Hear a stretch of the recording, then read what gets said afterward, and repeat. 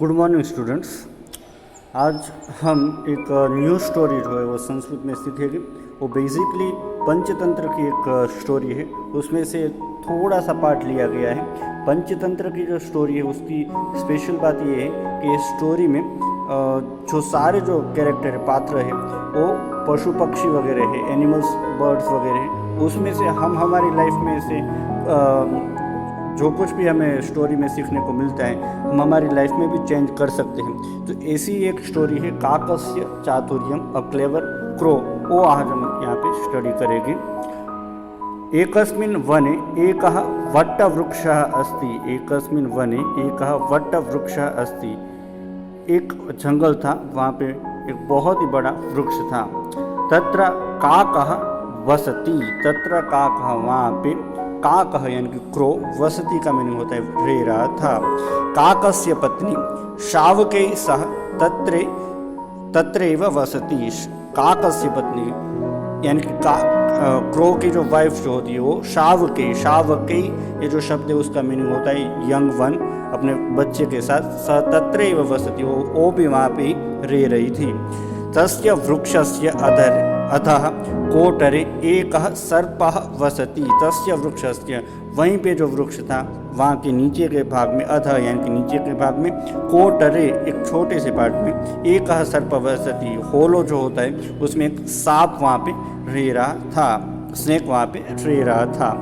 एकदा काकः भार्यायाः सह आहारार्थं गच्छति। एकदा काकः भार्यायाः सह आहारार्थं गच्छति। एक बार क्या हुआ कि काक जो क्रो है वो अपनी वाइफ के साथ आहारार्थम यानी कि खाने की चीज़ें लाने के लिए गच्छति। गच्छति यानी कि छाना। तदा सर्पः एकं शावकं खादति। तदा सर्पः एकं शावकं खादति। उसी दौरान वहाँ पे जो सांप था, स्नेक, नीचे जो रहता था वृक्ष की, वो ऊपर आया और शावकम, शावकम का मीनिंग है जो उसका यंग वन बच्चा था उसको खा गया। यदा काकः आगच्छति पश्यति च। यदा यानी कि जब, काकः यानी कि क्रो आया, तब उसने पश्यति, उसने देखा कि एकः शावकः नीडे नास्ति। एकः शावकः यानी कि एक यंग वन जो उसका बच्चा है वो नीडे नास्ति, उसका जो नेस्ट जो है उसमें नहीं है। वृक्षस्य अधः सर्पं दृष्ट्वा काकः वदति अहो एषः दुष्टः सर्पः शावकं खादति।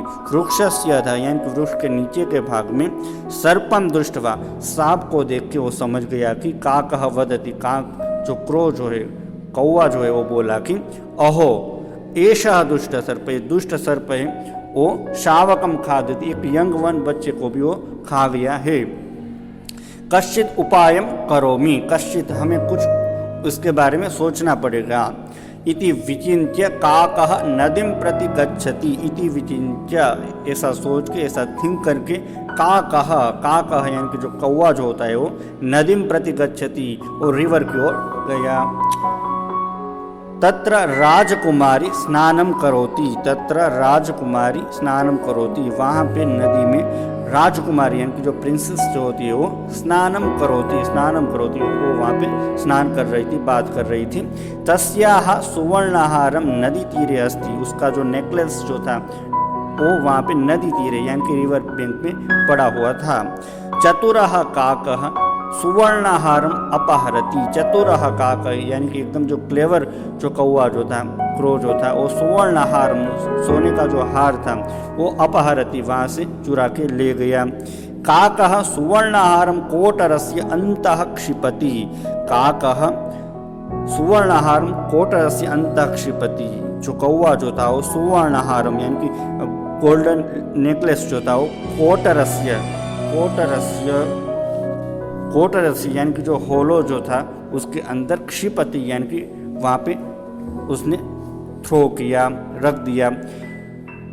सैनिकः काकस्य पृष्ठे आगच्छति। सैनिकः यानी कि जो प्रिंसेस के जो सोल्डर जो थे उसके पीछे पीछे आ रहे थे। पृष्ठे आगच्छति, उसके पीछे ही आ रहे थे। जो कौवा जो है नेकलेस वगैरह जो है वो चुरा के ले गया था, उसके पीछे पीछे ही आ रहे थे।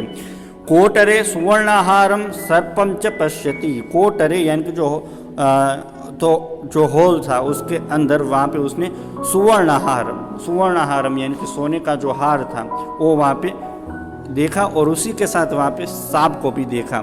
सह चिंतयति, जो सोल्डर जो था उसने सोचा कि अहो प्रथमम सर्पम मारयामी, अहो प्रथमम सर्पम मारयामी, यानी कि पहले में ये जो सांप है उसको मार देता हूँ। अनंतरम हारम नयामी, अनंतरम हारम नयामी, उसके बाद मैं ये जो हार है उसको नयामी यानी कि ले लूँगा। आई एम टेकिंग।